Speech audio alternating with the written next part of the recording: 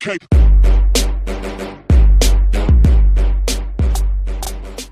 Welcome Wargamers, my name is Doug with 2+Tough, and today I am excited to jump into the updated lore of the Fyreslayers. At the top of this episode, I want to direct you to the link down below, which is the playlist for all the Fyreslayer lore videos that I did in the past. Because I did a deep dive into the last battle tome, explored the faction background, their motivations, I did a deep review of all the different units in the army. This video is going to be more of an addendum to that lore. So if you really want to know more about the Fyreslayers, I'd say start there. All of that lore is 100% relevant and accurate still. This just kind of brought them up with current events and added a few things on that we're going to talk about in this video. It has been a long time since that battle tome came out, and if I recall correctly, it was one of the original factions to be released for Age of Sigmar, up there with the first Stormcast Eternal book.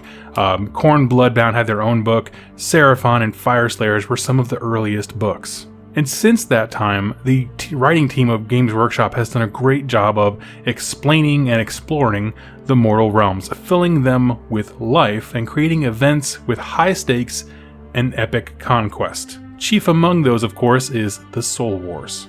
This period of time we now find ourselves in, where the great necromancer Nagash has made his power play, seeking to kill every living thing in the realms, raise them up as this unstoppable undead army, and fight the forces of chaos himself. His plan was foiled, but not without consequence, as the Necroquake was this pivotal moment in the history of Age of Sigmar. A tidal wave of magic blasted out of Shyish, disrupting the nature and balance of the magic of the realms themselves. Every faction in every single realm felt the effect of this, and each has their own unique reaction. It's almost as if every army has a before the Necroquake and an afterwards. It's that pivotal of an event. So in this video, we're going to explore the Fyreslayers' reaction to those events, and I'll bring them up to speed on current events, and end with a few thoughts on the rewrites and lore additions. So let's talk about it. The Fyreslayers were never really a magic-focused faction, so they didn't feel the Necroquake in the same way as others did. Mainly being that some magic spells gain like almost a low-level sentience after being cast, right? Endless spells as we would know them in the game. And they also didn't hate magic with the same fiery passion as Khorne, but they were affected by the Necroquake in a much more practical way. The battle tomes and books that we've discussed so far since the events of Soul Wars have talked a lot about the dead rising, but it's always been kind of overshadowed by the fact that magic has gone awry. Well, this battle tome paints a very different picture. You see, the outside of every magma hold, which are basically the castles, fortresses, refuges of all the different Fyreslayer factions, is a veritable graveyard. These monuments, these fortifications have stood defiant during the entire Age of Chaos. Entire wars were won and lost outside their reinforced doors. So when the dead all over the realms suddenly rise up at once, this means those gates became epicenters of colossal death armies. This was a realm-spanning shock assault that took the Fyreslayers by surprise. The magma hold's defenses were pushed to the absolute brink. And remember, these are elegant fortresses, right? They use rock and channeled magma as natural defenses. They are part master-crafted fortresses, but also part natural features being weaponized. And that was really awesome during the Age of Chaos, at repelling knights and chaos warriors and marauders and demons and even that kind of stuff. But it means nothing when a ghost can go through rock and steel, or hover above rivers of magma. In Akshi, the Vartraz Lodge fell in a single night, killed to the last Duarden. Another magma hold, the Brinback, barely survived, and they only survived by expending almost every bit of Urgold in their vaults. What they basically did was took every one of their basic troops, the Volkite Berserkers, supercharged them up into a suicidal rage, giving them more Urgold, more power than they were ever meant to have at once. And they just sent them out to fight as many Nighthaunt and Skeletons as they possibly could, and they basically burned themselves up from the inside out as they fought. It was victory, but at the most dire of costs, because after the battle ended, many of the Duarden died soon after as these burnt husks of energy. With that, they lost most of their warriors as well as completely depleted their Urgold reserves. the magma holds in Shyish suffered the worst of all, and because half a dozen of them just vanished altogether. Some holds survived, but they lost their entire royal family. Remember, we're talking about, if you remember the faction lore for the Fyreslayers, it's a patriarchal society that passes down from father to his sons and that kind of stuff. So to lose your royal family is devastating. Some of them just lost the Rune Father, the actual king and leader of the faction there. And so the magma hold itself kind of comes apart at the seams as they infight for who should take charge next, because no successor was elected. What I'm really getting at is that collectively, it was a time of madness for the Fyreslayers. A culture that prided itself on intelligent defenses and perseverance saw itself decimated overnight. No lodge walked away from that evening unscathed. However, with the Fyreslayers, we also know is that where there is battle, there is opportunity, and they're always on the search for ways to make gold in their kind of ongoing quest for Urgold.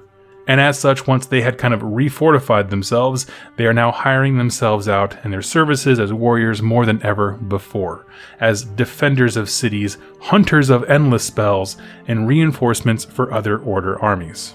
So while the Fyreslayers did get smacked down and hard, it just added more fuel to the fire, if you will, for their purpose. They're even more active, fighting more, traveling more, hunting more Urgold to make up their reserves.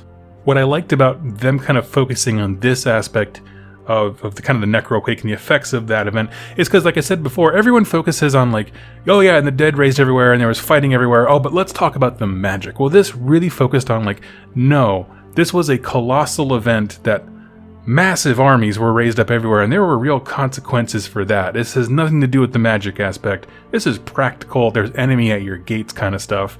And I found that to be a cool, different note than the other battle tomes we've seen before. Because even Khorne, he doesn't use magic, but the hatred of it was his defining, like, this is how we get back in the Soul Wars and that kind of stuff. This is like, forget the magic. There's just a lot of people to fight now.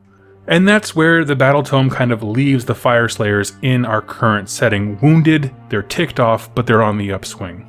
They're out there fighting, hunting Urgold with renewed fervor.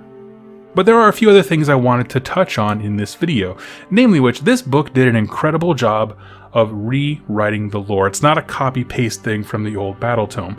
Nearly all of the info is the same, it's just written so much cleaner. It's more concise, it's more descriptive, and I absolutely love it. If nothing else, if you don't have an interest in this faction, that's totally fine, but you should be extremely excited for other battle tomes like Seraphon, Sylvaneth, Beastclaw Raiders, books who, they're great books, I do enjoy them, but their lore was kind of written in a time when I feel like the writers didn't have a great picture of the realms, and this shows us an evolution that they as a team have a much more concrete idea of the world and how these factions fit into it. So get pumped for that. A few other things they added were chiefly among are the prayers.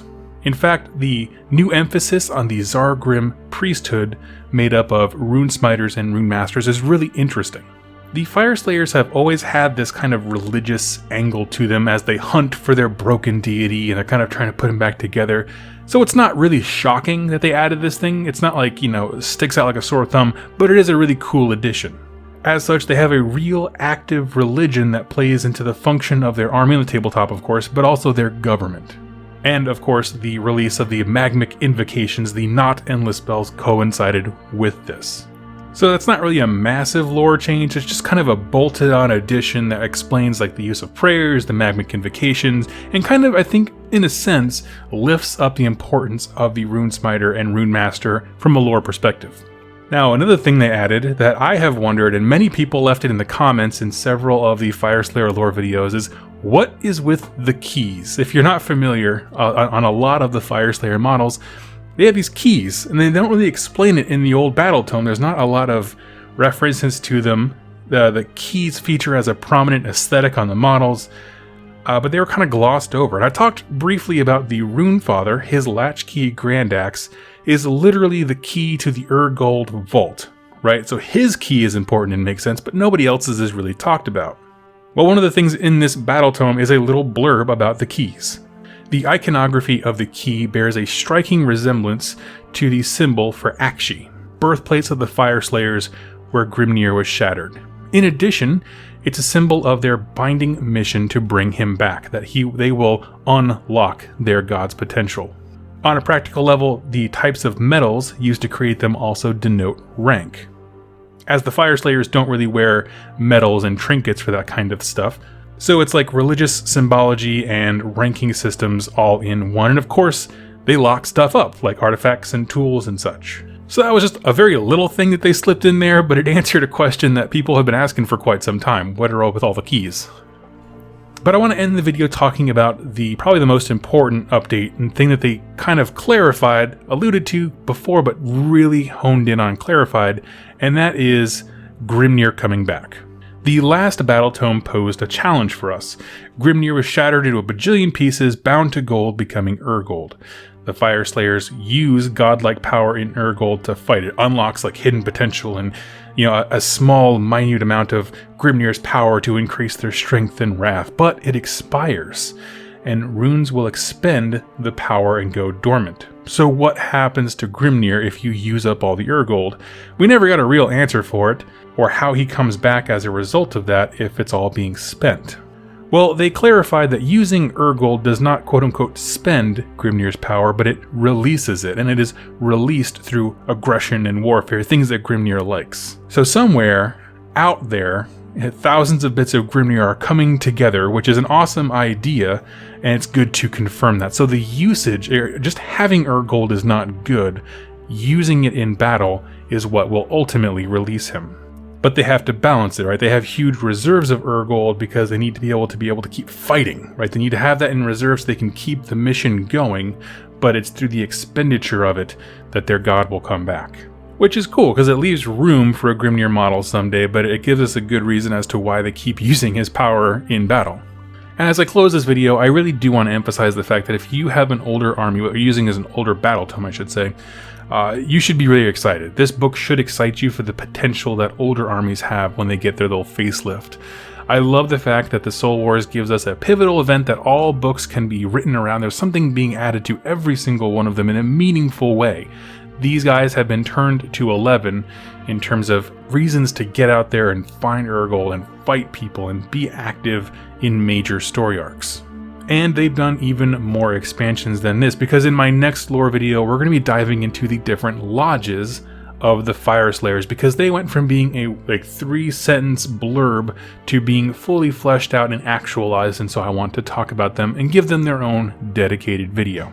As I said before, if you are interested at all in the Fyreslayers, go look in the links down below, and you'll find a link to my Fyreslayer playlist, which has all the information that's still totally relevant, totally accurate about the various units in the lodge, as well as their backstory, how Grimnir became the shattered god that he is, and what that means for his followers. So thank you all so much for listening, and happy wargaming.